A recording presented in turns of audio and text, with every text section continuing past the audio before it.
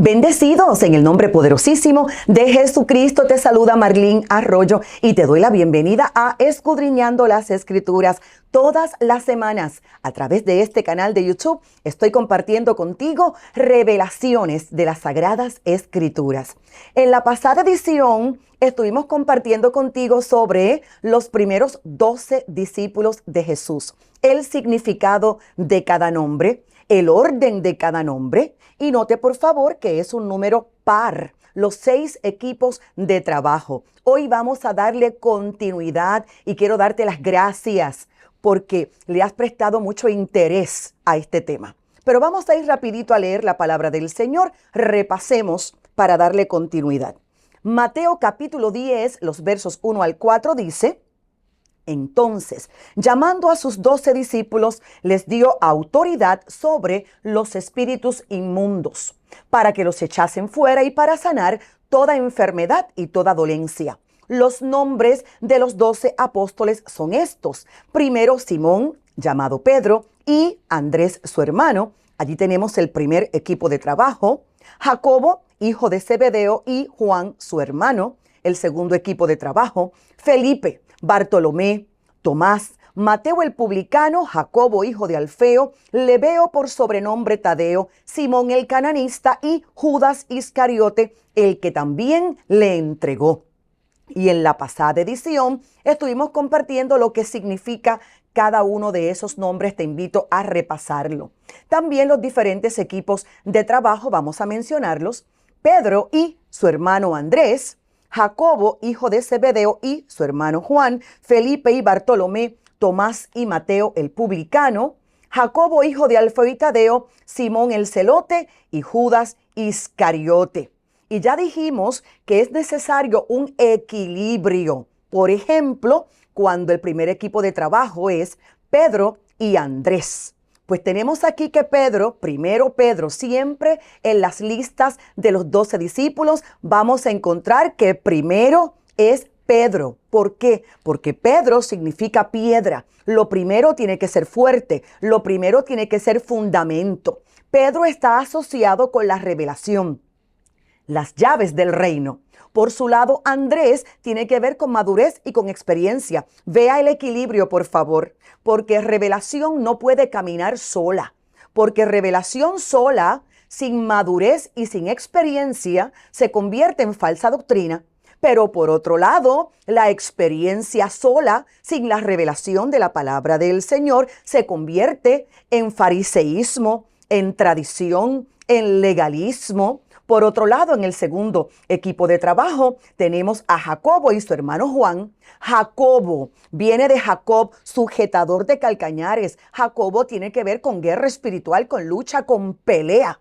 Ahora, Jacobo no puede caminar solo. Necesita a Juan. Juan tiene que ver con bondad, con amor y con misericordia. Ahora, Jacobo solito, sin Juan, sin bondad, amor y misericordia, es destructivo. Pero por otro lado, Juan solito es demasiado concesivo, demasiado permisivo.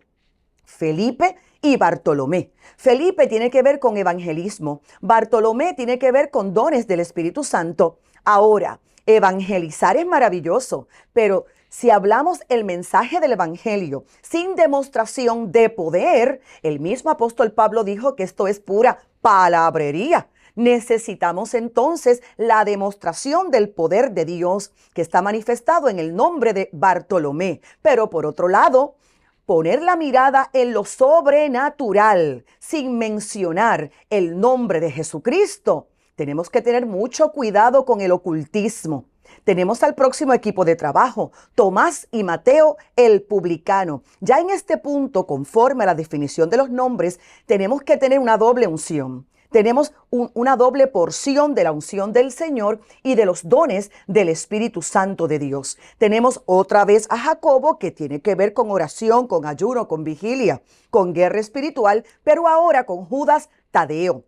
Y Judas significa alabanza. Todo esfuerzo que vamos a hacer tiene que darle alabanza y gloria al Señor Todopoderoso. Y el último equipo de trabajo, Simón el celote. Simón significa caña, llevada por el viento. Pero aquí en este punto, en este último equipo de trabajo, no es negativo. Note que el primer Simón ahora es Pedro porque es número 1, es fundamento. Pero ya en este punto, número 11, se requiere en estas alturas flexibilidad, un corazón enseñable, moldeable. Y finalmente está con Judas Iscariote. Obviamente Judas Iscariote traicionó al Señor. Este último equipo de trabajo no funcionó, lo que nos dice a nosotros que no todos los equipos de trabajo lamentablemente funcionan. No todos funcionan. Ahora, vamos a verlo, lo hemos visto como equipos de trabajo. Vamos a verlo ahora de forma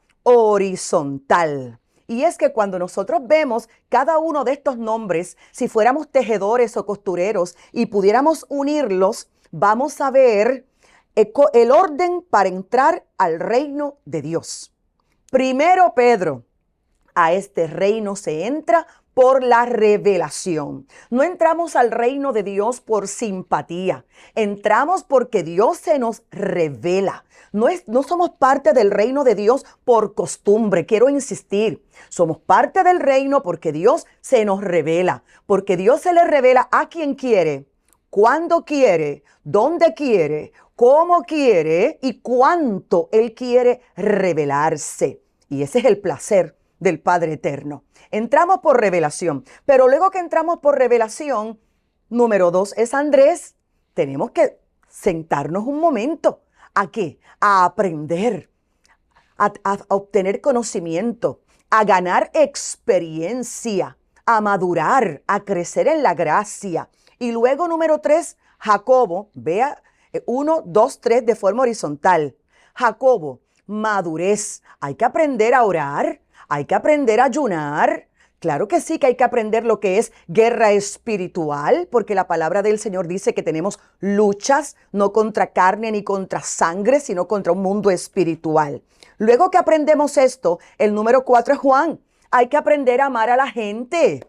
Hay que aprender lo que es amor, lo que es tener bondad, lo que es tener misericordia. Y ahora vamos al número 5. Y el número 5 es Felipe. Y Felipe es evangelismo, ganar vidas. Note por favor que no podemos lanzarnos a evangelizar, ni podemos lanzarnos a ganar vidas si primero no hemos pasado por Pedro, revelación, por Andrés, madurez y experiencia, por Jacobo, una vida espiritual desarrollada, por Juan, amar a la gente.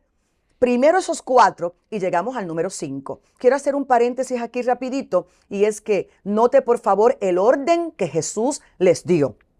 Felipe 5. Felipe no es 1. Enamórate del llamado que Dios te hizo. Enamórate de la unción que Dios te dio. Enamórate de lo tuyo, de lo que el Padre te ha asignado. Porque el 5 es Felipe, pero si Felipe está interesado en ser número 1, mire lo que va a ocurrir. Pudiendo ser un excelentísimo número 5, ahora pudiera ser un mediocre número 1. Por lo tanto, observa el orden que Dios le dio. Luego de Felipe, entonces estamos listos para entrar en la manifestación de los dones del Espíritu Santo de Dios. Parece que la oración es importante porque tenemos otro Jacobo, pero que este Jacobo, que es lucha y guerra espiritual, provoca alabanza. Por lo tanto, yo te invito a estudiar todos estos nombres. Obviamente, cuando Judas Iscariote traiciona a Jesús, el orden de estos nombres cambió totalmente. Vas a leerme de asignación, Hechos de los Apóstoles, donde dice la palabra del Señor que el Espíritu Santo descendió. Dice la palabra del Señor. Hechos 1:13, y entrados subieron al aposento alto donde moraban Pedro y Jacobo, cambió el orden, Juan, Andrés, Felipe, Tomás, Bartolomé, Mateo, Jacobo, hijo de Alfeo, Simón el celote y Judas, hermano de Jacobo. Vamos a coser de nuevo. Vamos otra vez como costureros o como tejedores. Note por favor el orden. Primero, necesitamos el reino. Pedro, para continuar orando y luchando con Dios y contra el diablo, Jacobo, para que se libere el amor, la misericordia, la gracia de Dios disponible. Juan, para madurar. Andrés, y esto nos coloca en una hermosa posición para evangelizar. Felipe, con doble porción de poder. Tomás, llevados a cabo a través de los dones del Espíritu Santo. Bartolomé y Mateo, manteniéndonos en oración. Jacobo, flexibles, enseñables. Simón, y todo esto para darle alabanza al Señor. Judas, te invito a repasarlo. Sigue conectado con nosotros y nos vemos en la próxima edición de Escudriñando las Escrituras.